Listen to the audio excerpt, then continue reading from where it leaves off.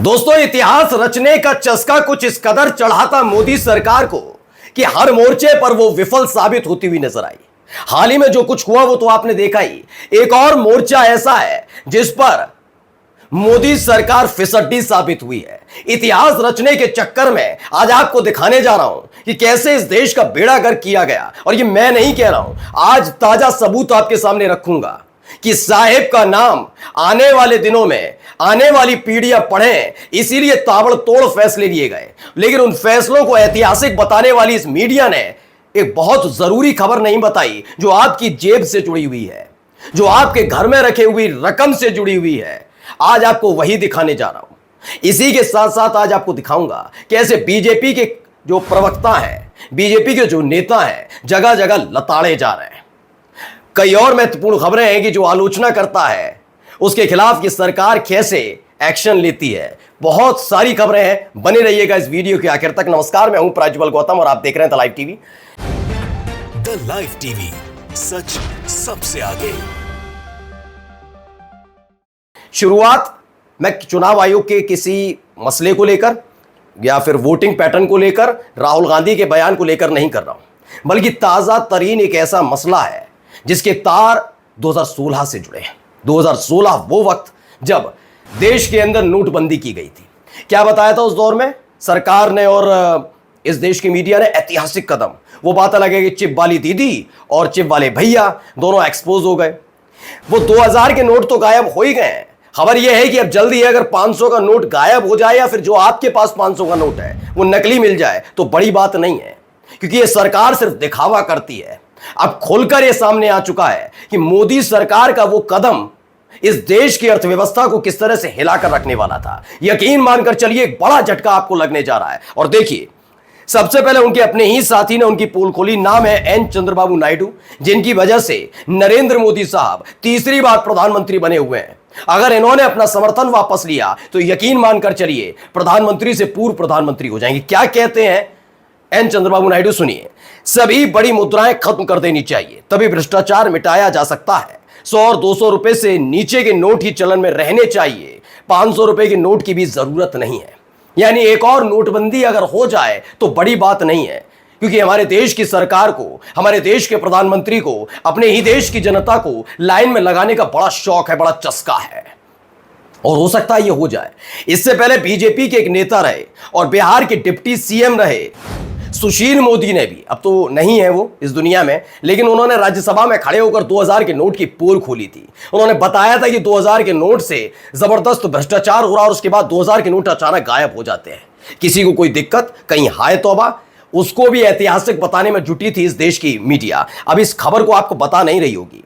दरअसल खबर यह आई थी कि 500 के जो नोट हैं वो तकरीबन 37% ऐसे हैं जो नकली हैं। अब आप कहेंगे 500 के नोट तो पहले भी चलते थे, तो पहले में और अब में अंतर इतना समझ लीजिए। नए वाले नोट की बनावट चीजें, इसको लेकर इस देश की मीडिया ने बड़ी बड़ी डींगे हाँकी थी कि 100 फीट नीचे, 1000 फीट नीचे पाताल में खोद कर डाल दो इसे तो भी सैटेलाइट पकड़ लेगा और चिप का एक कनेक्शन जाएगा, वहां पहुंच जाएगा, उनको पता लग जाएगा, वो अपनी टीम भेजेंगे, खुदाई कराएंगे, पैसे निकाल लेंगे, है ना। ये नहीं पता कर पाए कि इस देश के अंदर 37% 500 के नोट नकली हैं।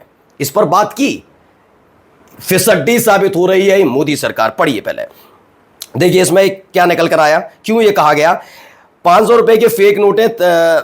इस फाइनेंशियल ईयर 2025 में देखिए 37% ऐसे हैं जो 500 के नोट नकली हैं।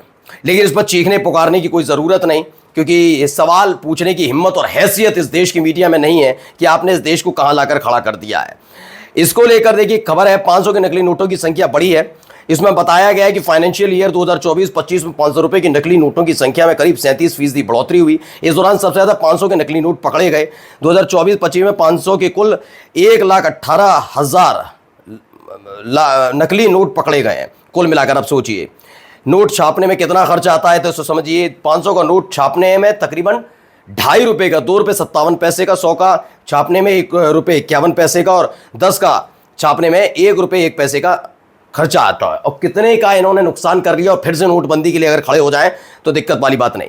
क्या 500 का नोट बंद हो रहा है? ये सवाल है, क्योंकि आरबीआई के मुताबिक 37% 500 रुपए के नोट बाजार में नकली आ गए। 8 नवंबर 2016 में मोदी ने कहा था कि 500 रुपए में बहुत सारी आकृतियां हैं, इस नोट को नकली नहीं बना सकते। क्या हुआ फिर? मैं कह रहा हूं ना, फिर बोल रहा हूं, बहुत जिम्मेदारी, बेशर्मों की फौज जो बैठी हुई है ना गोदी मीडिया के नाम से, इसने इतना झूठ फैलाया है, सरकार की इतनी चाटुकारिता की है, यकीन मानकर चलिए इस देश की जनता इन्हें बख्शेगी नहीं। गुमराह किया है इस देश की जनता को इन चरण चाटुकारों ने, इतना झूठ परोसा है। लेकिन अब आंख खुल रही है ना। अब जरा एक खबर और आई है, जरा सुनिएगा ये क्या कहते हैं, पहले पढ़िए। डिवाइन हिंदुइज्म में जल्दी बंद होने वाले 500 के नोट। आंध्र प्रदेश के मुख्यमंत्री चंद्रबाबू नायडू ने प्रधानमंत्री के सामने 500 रुपए के नोटों को बंद करने की मांग उठाई। इसका उद्देश्य देश में बढ़ रहे भ्रष्टाचार पर अंकुश लगाने का है। जी हां, भ्रष्टाचार पर हर बार अंकुश ऐसे ही लगता है। लुटेरों के लिए एक और कमर तोड़ने वाली खबर है, 500 रुपए के नोट बंद होंगे, विजय नाम के ट्विटर हैंडल से ट्वीट किया। अब देखिए खबर आई, इसके स्क्रीनशॉट में आपको दिखा रहा हूं, यह है पीटीआई की खबर, वीडियो नहीं दिखा रहे हम आपको, तस्वीर दिखा रहे हैं। तस्वीर में आपको जखीरा नजर आएगा और इसमें ज्यादातर नोट किसके हैं? 500 के। इसमें रणविजय सिंह कहते हैं उड़ीसा में एक आईएएस के सरकारी घर से जखीरा मिला। आईएएस साहब का नाम भी धीमन चकमा है, जो 2021 बैच से ताल्लुक रखते हैं। आईएएस साहब देश सेवा में तन मन से लगे हैं, इसलिए उन पर धन की वर्षा हो रही है। आईएएस साहब बहुत ईमानदार हैं, कभी भी सीधे हाथ से रिश्वत नहीं लेते। यानी बीजेपी शासित राज्य में सोचिए एक आईएएस अधिकारी निकलता है, आशीर्वाद किसका होगा? बड़ी बात नहीं। अब सुनिए रणटिंग गोला क्या करें। मैं द रणटिंग गोला हमेशा आप सभी की आवाज रही हूँ, औरतों, अल्पसंख्यकों, दलितों और हर उस इंसान की जिसकी आवाज को दबाया जाता है। मेरी हर रील, हर रैंट, हर स्टोरी आप सभी के हक के लिए होती है, हर उस आवाज के लिए होती है जिसे ये सत्ता की बहरे कान सुनना नहीं चाहते हैं। मगर आज इंस्टाग्राम ने बेवजह, बिना किसी सबूत के, बिना किसी चेतावनी के, कॉपीराइट वायलेशन के नाम पे मेरी और आपकी आवाज को चुप करा दिया है। दरअसल इसमें रेंटिंग गोला है, उन्होंने बताया कि उनका जो ट्विटर हैंडल है उसे इंस्टाग्राम है उसको बंद कर दिया गया। इस पर योगेंद्र यादव लिखते हैं शॉकिंग कि मीटा ने ब्लॉक कर दिया इंस्टाग्राम अकाउंट रेंटिंग गोला का, बिना किसी ये बात बताए कि आखिरकार उन्होंने कौन सा रेगुलेशन तोड़ा। हाँ, एक रेगुलेशन तोड़ा है, शायद वो भूल नहीं है, उन्हें याद भी है। वैसे आवाज़ उठाई क्यों उन्होंने? आवाज़ उठाएंगी तो तबाही तो जाएगी ना, कुचली तो जाएगी ना। अभी भूल गए जब भारत और पाकिस्तान के बीच तनाव चल रहा था तो कितनी आवाज़ें कुचली जा रही थी, जो साहिब के शान में तौहीन कर रही थी, जो उनको ये बताने पर तुली हुई थी कि कोई जानकारी नहीं, कोई लेना देना नहीं। जो सवाल पूछ रहे थे उनकी आवाज़ों को कैसे दबाया गया, भूल गए क्या आप? हाँ, गुंडे, मवाली, लुच्चों को पूरी स्वतंत्रता दी गई थी कि वो एक शहीद की पत्नी के बारे में गंदगी उगले, और लुच्चों को दी गई थी पूरी स्वतंत्रता कि भैया वो हमारे जो विदेश सचिव हैं विक्रम मिश्री, उनकी बेटी के बारे में गंदगी उगले, उनके लिए पूरी स्वतंत्रता दी जा रही थी। अब आई एक और खबर है, पहले देखिए कैसे बेचारे का हाल हो जाता है। अब सुनिए, ये नया नवेला आया है, इसको ही सुनिए। मत मानिए, राजनीति हो सकती है, मैं समझता हूं आपका, लेकिन इस देश की फौज अगर कोई शौर्य का काम करके आई है तो उसके लिए आपको मानना पड़ेगा। बहुत ऑडियंस का सवाल, एक सेकंड